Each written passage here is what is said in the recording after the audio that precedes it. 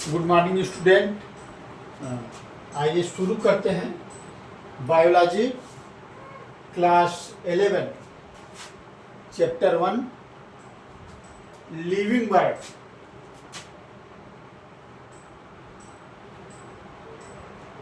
बच्चों, हम लोग बायोलॉजी स्टूडेंट हैं।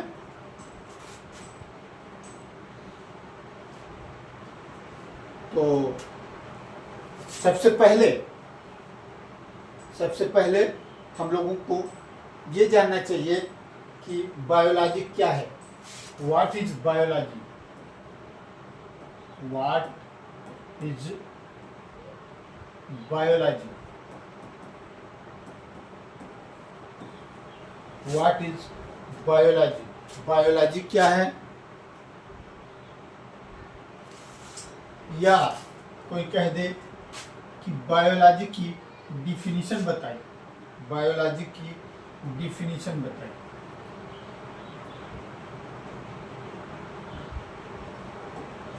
Definition of biology.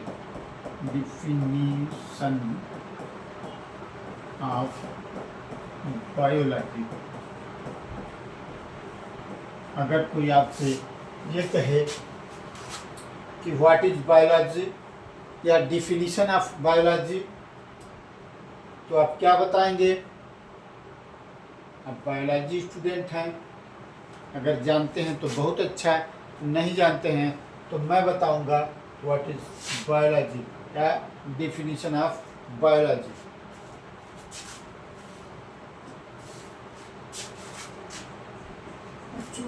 बायोलॉजी में सबसे पहले बायोलॉजी की स्टडी में, बायोलॉजी के अध्ययन में सबसे पहले बायोलॉजी की डिफिनीशन जानना बहुत ज़रूरी है।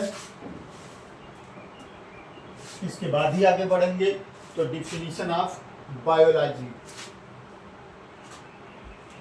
तो बच्चों, बायोलॉजी जो है ग्रीक भाषा के दो शब्दों से मिलकर के बना हुआ है। जैसे बच्चों, हम लोग हिंदी बोलते हैं और कुछ घर पे अवधी, भोजपुरी भाषाएं बोली जाती हैं। हमारे देश में ही बहुत सारी 2500 भाषाएं बोली जाती हैं। तो इस तरह से एक विदेश में बोली जाने वाली, विदेशों में बोली जाने वाली एक लैंग्वेज है, भाषा है, जिसे ग्रीक भाषा कहते हैं। और ग्रीक भाषा कहते हैं, शॉर्टली इसको GR कहेंगे, शॉर्टली इसको GR कहेंगे। और ग्रीक भाषा के दो शब्दों से मिलकर के बायोलॉजी शब्द बना है। BIOS, BIOS means living, BIOS means living, and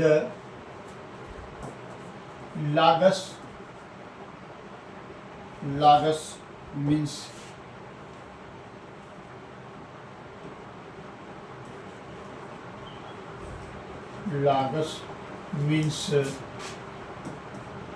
study.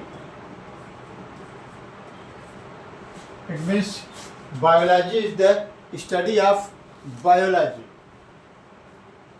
Biology is the study of biology. या हम ये भी कह सकते हैं biology is the study of living. हम ये नहीं कह सकते कि biology is the study of biology. हम ये कह सकते हैं कि biology is the study of living. Biology is the study of livings. तो बच्चों, इसे हम अगर डिटेल में लिखना चाहें, तो ये लिख सकते हैं branch of science, branch of science which deal with the study which deal with the study of which deal with the study of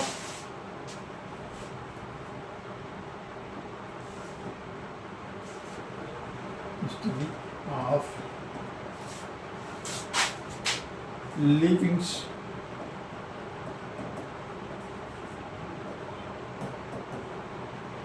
is called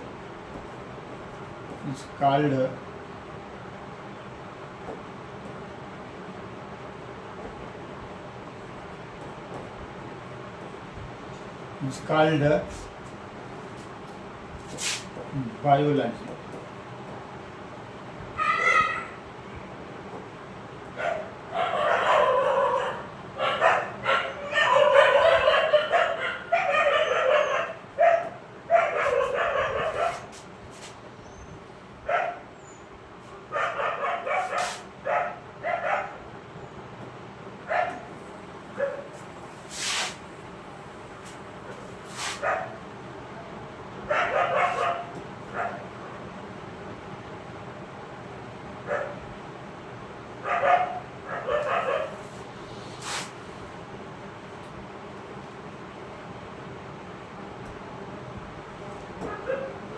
तो बच्चों ये रहा डेफिनेशन ऑफ बायोलॉजी।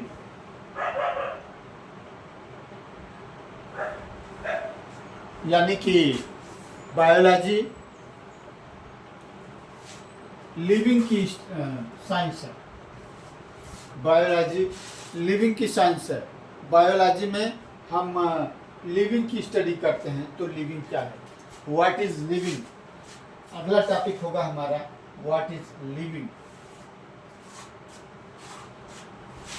अगला टॉपिक होगा हमारा what is living.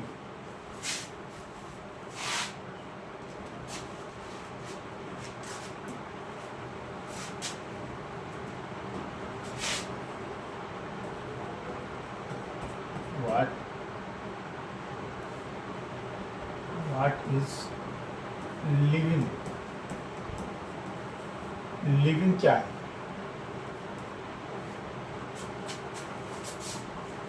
What is living?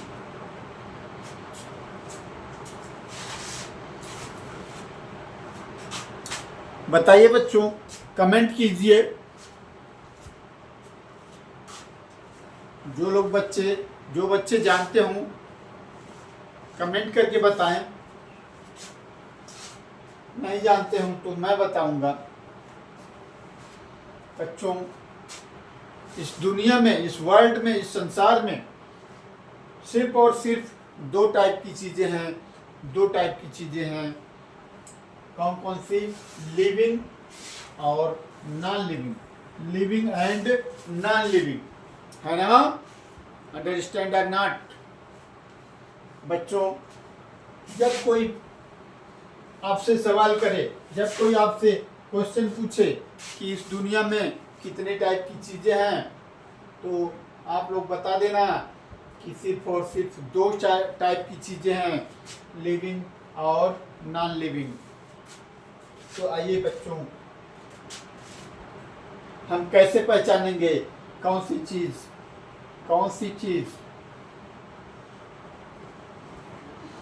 Living है और कौन नॉन लिविंग है? मतलब कौन जीव है, हिंदी में बता दे रहा हूँ, और कौन जीव है या सजीव है।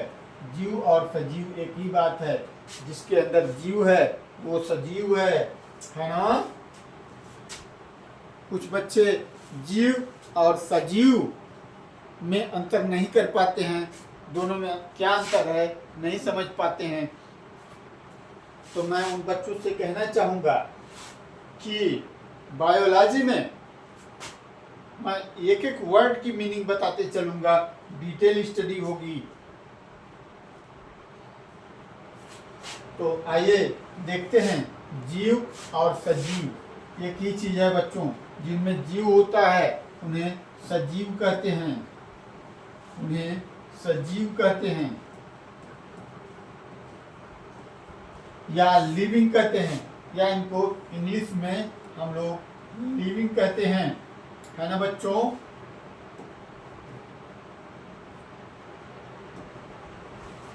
और जिनमें जीव नहीं होता है उन्हें हम निर्जीव कहते हैं, निर्जीव कहते हैं, यानी कि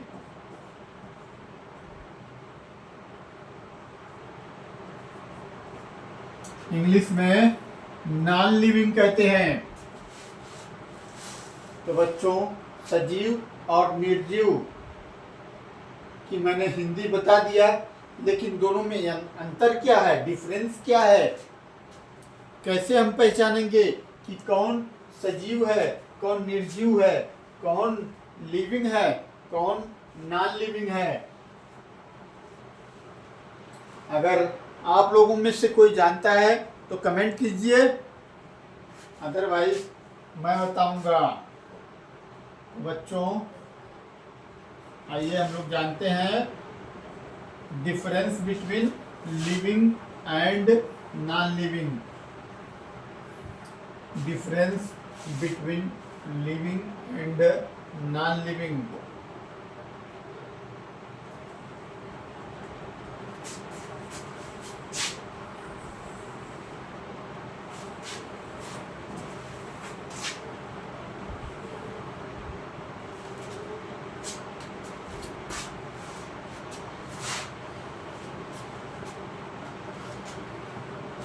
तो कोई कमेंट नहीं आ रहा है तो मैं बता रहा हूं बच्चों। पहला कैरेक्टर होगा जिससे हम पहचानेंगे कि ये लिविंग है और ये नॉन लिविंग है।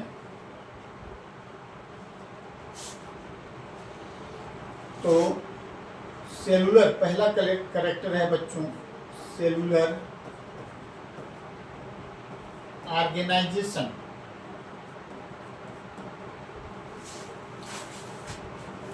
हाँ, कुछ कमेंट आने शुरू हो गए हैं। Cellular organisation, cellular organisation.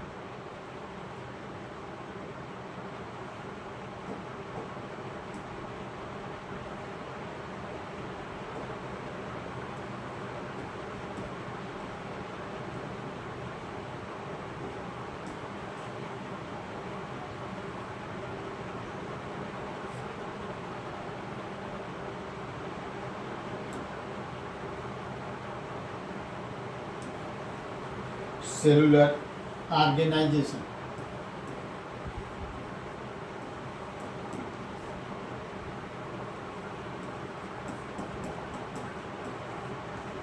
Livings में सेलुलर ऑर्गेनाइजेशन होता है, बॉडी ऑर्गेनाइजेशन सेलुलर होता है, सेल का बना होता है, बॉडी सेल की बनी होती है। लिविंग्स की बॉडी सेल की बनी होती है। सेल आप लोग पढ़े होंगे, ये क्लास 11 है बच्चों, आप लोग छोटी क्लासों से ही सेल पढ़ रहे हैं। एक ऐसी संरचना होती है, एक गेंद जैसी संरचना होती है, एक गेंद जैसा स्ट्रक्चर होता है। गेंद समझ रहे हैं ना, एक खोखला गेंद। मैं आगे जरूरत आएगी तो सेल को फिर से बताऊंगा। अभी एक गेंद समझ लीजिए जिसके चारों तरफ एक कवरिंग है और उसके अंदर एक छोटा गोल सा स्ट्रक्चर होता है जिसे न्यूक्लियस कहते हैं, और इसमें प्रोटोप्लाज्म भरा होता है बच्चों। इसको मैंने एक सिंपल स्ट्रक्चर बता दिया समझने के लिए।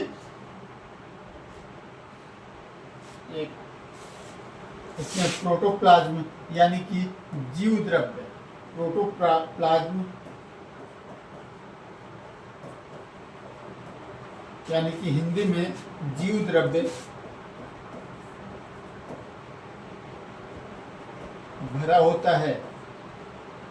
इसको हम लोग कोशिका कहते हैं, और इस कोशिका से जीवों का, चाहे वो बैक्टीरिया हो, सभी जीवों का बॉडी, चाहे वो बैक्टीरिया हो चाहे वायरस को हम बच्चों ने कमेंट किया है, वायरस सेल नहीं होता है, कोशिका नहीं होता है, वो उसको हम लिविंग नहीं कह सकते, क्योंकि वो जब लिविंग सेल लिविंग बॉडी में आता है तब वो एक्टिव हो जाता है, जब लिविंग बॉडी से अलग हो जाता है तब वो एक्टिविटी नहीं करता है। इसलिए वायरस को हम लिविंग नहीं कह सकते। बैक्टीरिया लिविंग होता है, बैक्टीरिया लिविंग होता है, अमीबा लिविंग होता है। बच्चों, मैं एक एक वर्ड को डिटेल में बताते चलूँगा। बैक्टीरिया और अमीबा लिविंग होते हैं, लेकिन वायरस लिविंग नहीं है, वायरस लिविंग नहीं है। आप लोगों को अगर नोट की ज़रूरत है तो मैं तो यहाँ पे ऐसे ही लिख दे रहा हूँ, अगर नोट की ज़रूरत होगी तो कमेंट कीजिएगा, मैं आप लोगों को नोट दूंगा। तो बच्चों, ये रही सेल की बात। लिविंग्स की बॉडी, चाहे बैक्टीरिया हो, चाहे वायरस हो, चाहे कोई प्लांट हो, चाहे कोई अदर एनिमल हो, चाहे हम लोगों की बॉडी हो, सबकी बॉडी में सेल होती है, सबकी बॉडी सेल से बनी होती है। सेलुलर ऑर्गेनाइजेशन होता है, और किसी भी नॉन लिविंग में सेलुलर ऑर्गेनाइजेशन नहीं होता है। नॉन लिविंग में सेलुलर ऑर्गेनाइजेशन एब्सेंट होता है। किसी भी नॉन लिविंग में सेलुलर ऑर्गेनाइजेशन एब्सेंट होता है। किसी भी नॉन लिविंग में की बॉडी सेल से नहीं बनी होती है।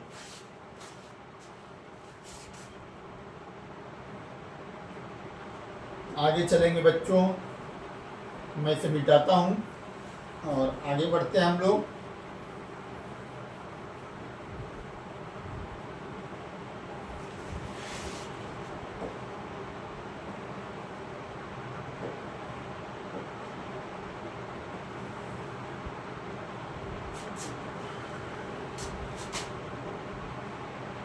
बच्चों, मैंने एक कैरेक्टर बता दिया।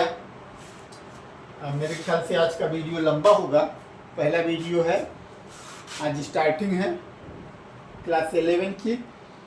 भले ही लंबा वीडियो हो, लेकिन बच्चों देखते रहना अंत तक। और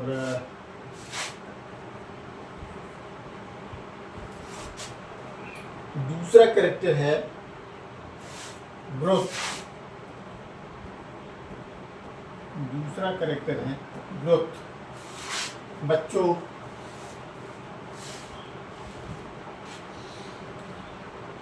लिविंग्स में, सभी लिविंग्स में, चाहे कोई भी लिविंग है, उसमें ग्रोथ होती है। चाहे वो बैक्टीरिया हो, चाहे वो अमीबा हो, चाहे वो कोई प्लांट हो, चाहे कोई एनिमल हो, चाहे ह्यूमन के केस में हो। आप लोग देखते हैं एक बच्चा छोटा सा होता है, आप ह्यूमन बेबी ही देख लीजिए, या किसी एनिमल के बेबी को देख लीजिए, या कोई बेबी प्लांट है, कोई छोटा प्लांट है, वो धीरे धीरे ग्रो करता है। आज इतना बड़ा है, कल इतना बड़ा हो जाएगा, परसों इतना बड़ा हो जाएगा, फिर धीरे धीरे इसकी साइज बढ़ती जाती है। तो लिविंग्स में, सभी लिविंग्स में, ऑल लिविंग बीइंग्स में ग्रोथ होती है, सभी लिविंग्स में ग्रोथ होती है, और नॉन लिविंग में ग्रोथ नहीं होती है। किसी भी नॉन लिविंग में ग्रोथ नहीं होती है ना बच्चों? समझ गए ना? अंडरस्टैंड और नॉट, है ना बच्चों? मैं जितना बता रहा हूँ ध्यान रखना। किसी भी नॉन लिविंग में ग्रोथ नहीं होती है। और अगला कैरेक्टर हम लोग देखते हैं, रिप्रोडक्शन होता है।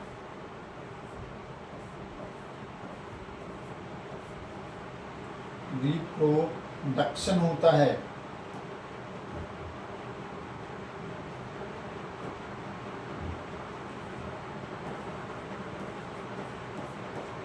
लिविंग्स में, सभी लिविंग्स में, चाहे कोई भी लिविंग हो, बैक्टीरिया हो, वायरस हो, वायरस नहीं बेटा, वायरस में नहीं कह सकता क्योंकि वो लिविंग नहीं है।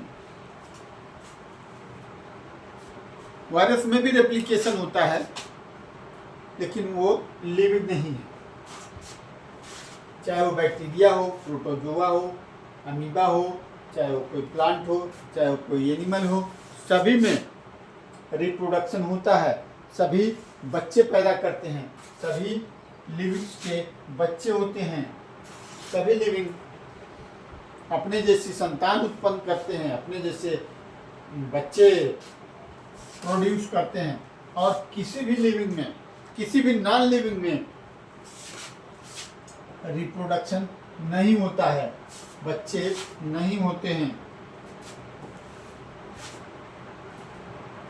किसी भी नॉन लिविंग में बच्चे देने की क्षमता नहीं होती है।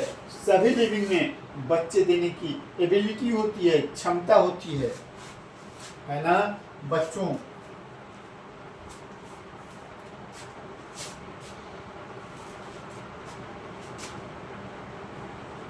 मैं कहना चाहूँगा यहाँ पर एक एक्सेप्शन है।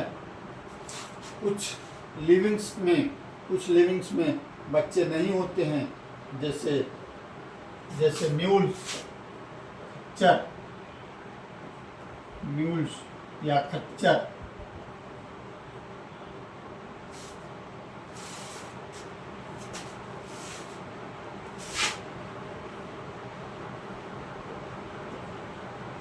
म्यूल्स या खच्चर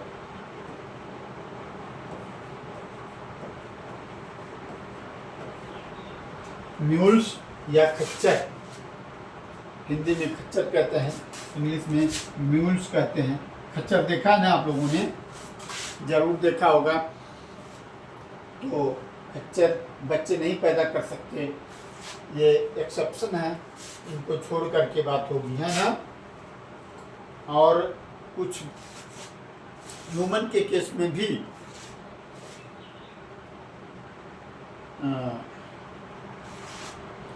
फर्टिलिटी नहीं होती है, जिसके कारण बच्चे पैदा नहीं होते हैं, वो भी एक्सेप्शन है, उनको छोड़ करके बात होगी। और बच्चों,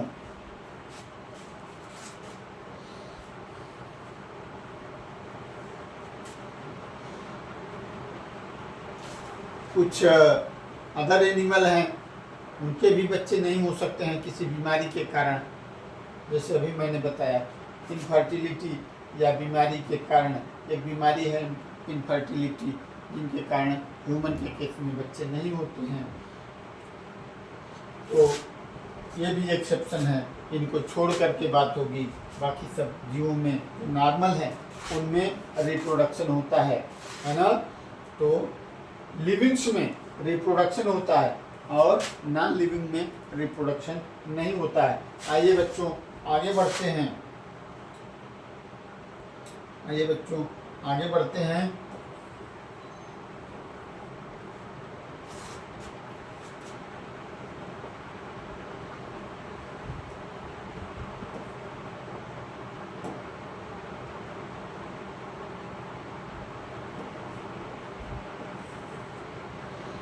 चौथा कैरेक्टर है मेटाबॉलिज्म।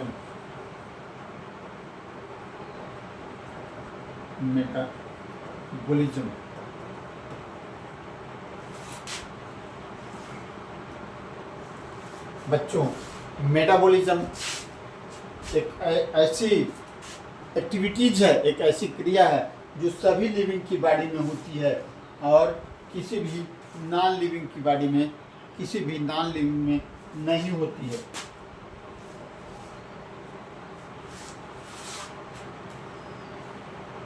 मेटाबॉलिज्म है क्या? अब आप लोगों को बताना भी ज़रूरी होगा कि मेटाबॉलिज्म है क्या, कि मैंने यहाँ बता दिया मेटाबॉलिज्म होता है लिविंग्स में। तमाम बच्चे मेटाबॉलिज्म नहीं जानते हैं, कमेंट आ गए मेटाबॉलिज्म है क्या, व्हाट इज मेटाबॉलिज्म। तो बच्चों, हमारी बॉडी में दिन रात चाहे हम जो सोए हैं जागे हैं, हमारी बॉडी में एक एक्टिविटी चलती रहती है। तमाम तरह के केमिकल्स जुड़ते रहते हैं और कुछ नए केमिकल्स बनाते रहते हैं, जिन्हें हम एनाबॉलिज्म कहते हैं, जिनका एग्जाम्पल मैं दूं, जैसे हम लोग भोजन लेते हैं उसमें अमीनो एसिड होता है और बॉडी में उनमें 10 टाइप के अमीनो एसिड होते हैं, 10 टाइप के अमीनो एसिड होते हैं, 10 टाइप के अमीनो एसिड होते हैं और 10 टाइप के अमीनो एसिड बॉडी खुद ब खुद तैयार कर लेती है। 10 टाइप के अमीनो एसिड बॉडी खुद तैयार करती है और इनको जोड़ करके प्रोटीन बनाया जाता है। अमीनो एसिड के जुड़ने से प्रोटीन बनते हैं, अमीनो एसिड के जुड़ने से प्रोटीन बनते हैं। बच्चों, मैंने कुछ साफ नहीं लिखा है,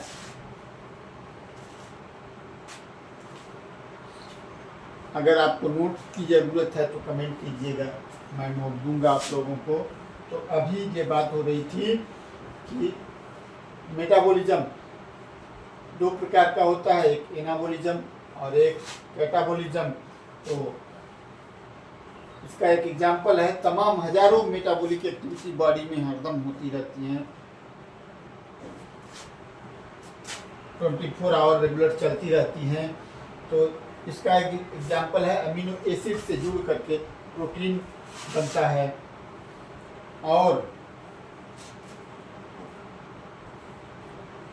मैं बताऊं मेटाबॉलिज्म के बाद, मेटाबॉलिज्म में मैं एनाबॉलिज्म बता दिया, 2 टाइप का मेटाबॉलिज्म होता है, एक एनाबॉलिज्म अभी मैंने बताया है और एक कैटाबॉलिज्म।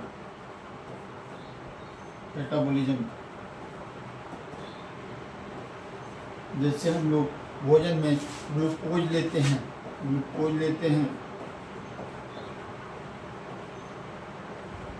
बॉडी में इस ग्लूकोज को तोड़ करके एनर्जी प्रोड्यूस की जाती है, तो इसको कहेंगे कैटाबॉलिज्म।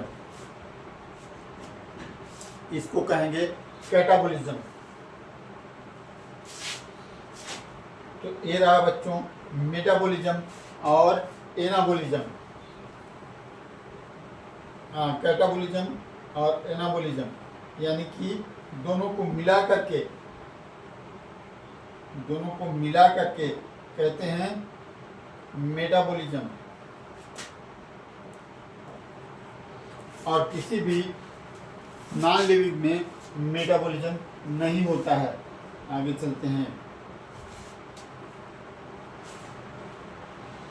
चलते हैं कॉन्शियसनेस।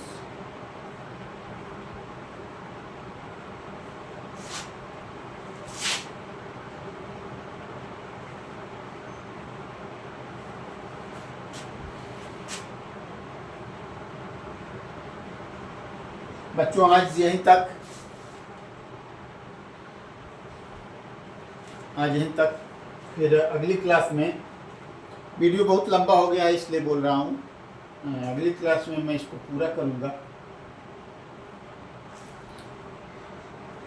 तो आइए अगली क्लास में मैं आप लोगों का वेट करूँगा।